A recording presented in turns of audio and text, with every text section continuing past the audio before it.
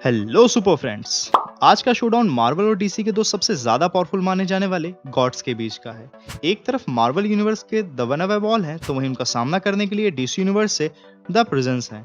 अब comic book fans के लिए हमेशा से काफी बड़ा क्वेश्चन रहा है कि द वन अवे वॉल और द प्रेजेंस में से कौन ज्यादा पावरफुल है, क्योंकि दोनों कैरेक्टर्स को अपने अपने यूनिवर्स का नंबर 1 कैरेक्टर माना जाता है। इसलिए बहुत सारे लोगों को लगता है कि अगर इन दोनों के बीच कभी फाइट होती तो रिजल्ट बराबरी पे खत्म होता, लेकिन ऐसा नहीं है। अगर इनकी फाइट होती है तो किसी एक का जीतना तो तय है, और वो कौन है जो दोनों में से ज्यादा पावरफुल है, आज के वीडियो में हम यही देखेंगे।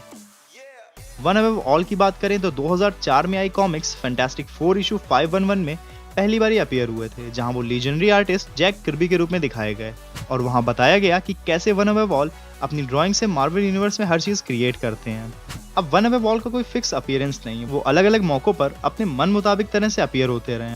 अब इतने पावरफुल हो तो कैसे भी दिखो, क्या फर्क पड़ता है, चाहे ऐसे दिखो या फिर ऐसे दिखो, और अगर बोर हो रहे हो तो ये भी ट्राई कर लो। अब मार्वल यूनिवर्स के दी मोस्ट पावरफुल कैरेक्टर को कौन रोकने वाला है भाई। वैसे द ग्रेट स्टैनली और जैक किर्बी को भी मार्वल का वन अबव ऑल माना जाता है, क्योंकि उन्होंने ही ज्यादातर मेजर कैरेक्टर्स क्रिएट किए हैं। मार्वल कॉमिक्स में लगभग 13 बार वन अबव ऑल साक्षात अपीयर हुए हैं, जिनसे यह पता चला कि मार्वल मल्टीवर्स में the one above all supreme being है, यानी कि सबसे ज्यादा पावरफुल है। आप मार्वल यूनिवर्स में कोई भी एक कैरेक्टर चूज कर लो या फिर सारे कैरेक्टर्स को एक साथ भी बुला लो, तब भी वो वन अबव ऑल का सामना नहीं कर पाएंगे। अब इसका वैसे एक एक्सेप्शन यानी अपवाद भी है। 2018 में जिम स्टारलिन की comics Thanos the Infinity Conflict आई, जिसमें थैनोस ने मार्वल वर्स के लगभग सारे पावरफुल बीइंग्स को एब्जॉर्ब कर लिया था, और ऐसा माना जाता है कि वन अवे ऑल भी उनमें से एक थे।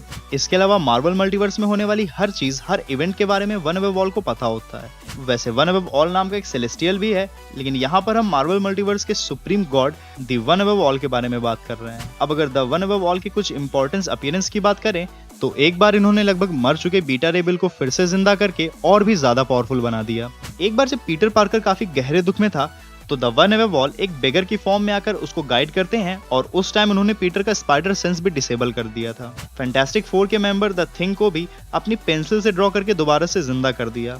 एक बार पूरी रियलिटी डिस्ट्रॉय होने के बाद जब थैनोस और Adam warlock the one away wall के पास जाते हैं, तो पता चलता है कि उन्हें अबव ऑल अदर्स के नाम से भी बुलाया जाता है, और वो टाइम और स्पेस के बियॉन्ड एग्जिस्ट करते हैं।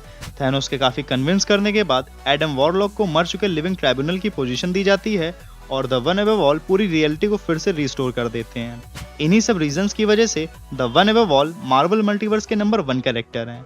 अब डीसी यूनिवर्स से इनके काउंटर पार्ट माने जाने वाले द प्रेजेंस की बात करते हैं, और देखते हैं कि क्या द प्रेजेंस भी अपने यूनिवर्स के नंबर 1 कैरेक्टर हैं या नहीं, क्योंकि इसी बात पे शोडाउन का रिजल्ट डिपेंड करेगा। तो द प्रेजेंस 1940 में मोरफन कॉमिक्स इशू 52 में अपीयर हुए थे पहली बार, यानी वन अवे वॉल के कंपैरिजन में द प्रेजेंस की हिस्ट्री काफी पुरानी है और अपीयरेंसेस काफी ज्यादा हैं। द प्रेजेंस को क्रिश्चियन अब्राहमिक गॉड के फिक्शनलाइज्ड काउंटर पार्ट की तरह क्रिएट किया गया था, जिस वजह से उनकी द वॉइस और द हैंड जैसी फॉर्म्स भी देखने को मिली हैं। अब एक गॉड होने की वजह से द प्रेजेंस के पास इनफिनाइट पावर्स हैं, जिसको काफी स्मार्टली यूज करते हैं।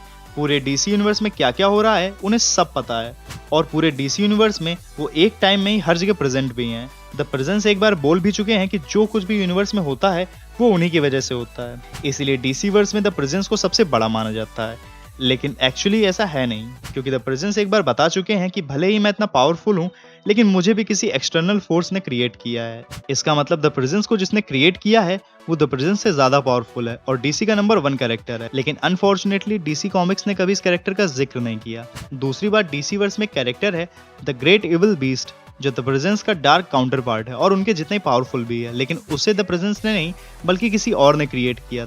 यानी द प्रेजेंस ने डीसी यूनिवर्स में सब कुछ क्रिएट नहीं किया है, जो कि इसका दूसरा प्रूफ है कि द प्रेजेंस डीसी के नंबर 1 कैरेक्टर नहीं है। वैसे वन अबव ऑल का भी डार्क काउंटर पार्ट है वन बिलो ऑल, जो काफी ज्यादा पावरफुल है, लेकिन कहीं भी और कभी भी मार्वल यूनिवर्स में ये नहीं बताया गया कि one below all one above all जितना पावरफुल है, या वो वन अबव ऑल की क्रिएशन नहीं है। इसके अलावा द प्रेजेंस को एक बार गैब्रियल ने जान से भी मार दिया था, इसका मतलब उनको मारा भी जा सकता है। इसलिए इन सारे पॉइंट्स की वजह से इस शोडाउन के विनर मेरे according the one above all हैं, क्योंकि मार्वल मल्टीवर्स में हर चीज उन्हीं की क्रिएशन मानी जाती है, जबकि द प्रेजेंस के साथ ऐसा नहीं है।